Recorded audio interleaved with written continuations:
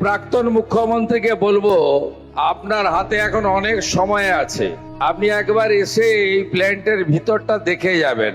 উনি কথায় কথায় বিশেষ করে মারোয়াড়িদেরকে, হিন্দি স্পিকিং লোকেদেরকে বলেন, ये लोग तो बाहरी है, गुजरात बनने नहीं दूंगा, यूपी बनने नहीं दूंगा। আমি ওনাকে বলবো যে আমি অভিভূত, মন্দির তো আছে, রাধা মাধব তো আছে, মহাদেবের শিবলিঙ্গ তো আছে, নন্দী মহারাজ তো আছে, গোশালা তো আছে, সবুজায়ন তো আছে, সাথে বাংলার কলা সংস্কৃতি স্বাধীনতা সংগ্রামের দুই বরেণ্য ব্যক্তিত্বের মূর্তি আছে, রবীন্দ্রনাথ ঠাকুর আর নেতাজি সুভাষচন্দ্র বসু। আপনি একবার এসে দেখে যাবেন, আমাকে জানাবেন, আমি সরকারের হেলিকপ্টারটা দিয়ে দেবো। আর যাই বলুন, এদেরকে বাহারি বলবেন না। বাংলার শিল্পায়ন নিয়ে নবান্ন থেকে এখন নতুন সুর। বাঁকুড়ার মেজিয়ায় গিয়ে মুখ্যমন্ত্রী শুভেন্দু অধিকারী যে বার্তা দিলেন তা রাজনৈতিক মহলে এখন চর্চার কেন্দ্রবিন্দুতে। শিল্প সম্মেলনে গিয়ে প্রাক্তন মুখ্যমন্ত্রী মমতা বন্দ্যোপাধ্যায়কে হেলিকপ্টার পাঠানোর প্রস্তাব দিয়েছেন মুখ্যমন্ত্রী শুভেন্দু অধিকারী। কেন এমন কথা বললেন তিনি, আর বাংলায় বিনিয়োগ নিয়ে সরকারের পরবর্তী পরিকল্পনা আসলে কি, আজ আমাদের এই ভিডিওতে থাকছে বিস্তারিত আলোচনা। বাঁকুড়ার মেজিয়ায় শ্যাম স্টিলের ইস্পাত কারখানায় সম্প্রসারণ প্রকল্পের শিলান্যাস অনুষ্ঠানে হাজির ছিলেন মুখ্যমন্ত্রী শুভেন্দু অধিকারী।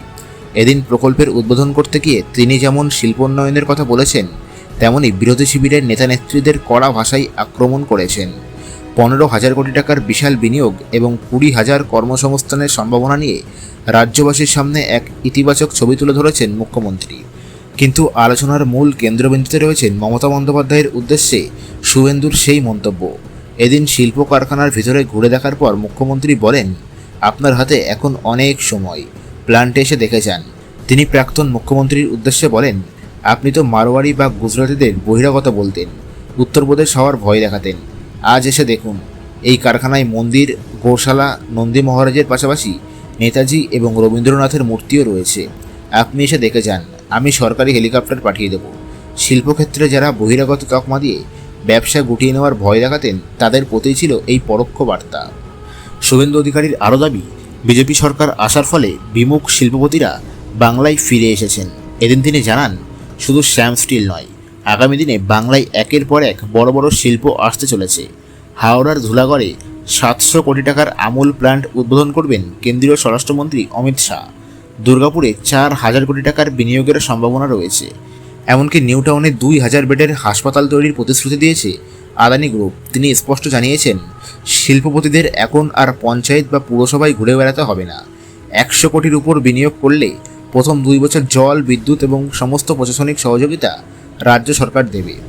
কারখানায় তালা ঝোলানো বা ভাঙচুরের সংস্কৃতি যে এই সরকারের আমলে আর চলবে না, তাও সাফ জানিয়ে দিয়েছেন মুখ্যমন্ত্রী শুভেন্দু অধিকারী।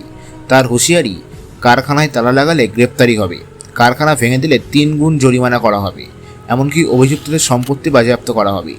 তিনি স্পষ্ট করেছেন, বামেদের গুলি করে জমি নেওয়া বা তৃণমূলের জমি দেব না, এই 2 নীতি থেকে বেরিয়ে এসে রাজ্য সরকার পরিকাঠামোর দিকে বিশেষ নজর দিচ্ছে। তবে শিল্পায়ন নিয়ে শুভেন্দু অধিকারীর এই আগ্রাসী নীতি কতটা সফল হবে তা আগামী সময় বলে দেবে। কিন্তু প্রাক্তন মুখ্যমন্ত্রীর উদ্দেশ্যে তার হেলিকপ্টার পাঠানোর এই প্রস্তাব রাজনীতিতে নতুন করে উত্তাপ ছড়ালো। আপনার কি মনে হয়, রাজ্যে কি সত্যিই এবার শিল্প বিপ্লব আসতে চলেছে? জানান কমেন্টে। ये तो अग्निमित्रा पाल जी ने बताया, ये तो शुरुआत है। जैसे 4th में काउंटिंग का दिन, सुबह 9 बजे फर्स्ट राउंड का कुछ रुझान आया था, 18-20 राउंड तो काउंटिंग हुआ। ये तो लाख कोटी का इन्वेस्टमेंट पहले हम लोग किया, 600 करोड़। आज बड़ा इन्वेस्टमेंट है 15,000 crore. Day after tomorrow, honourable cooperation and home minister respected Amit Shah ji will come in Calcutta. उन्होंने वर्चुअली इनोग्रेट करेगा हावड़ा का धूलागढ़ में अमूल का प्लांट 700 करोड़।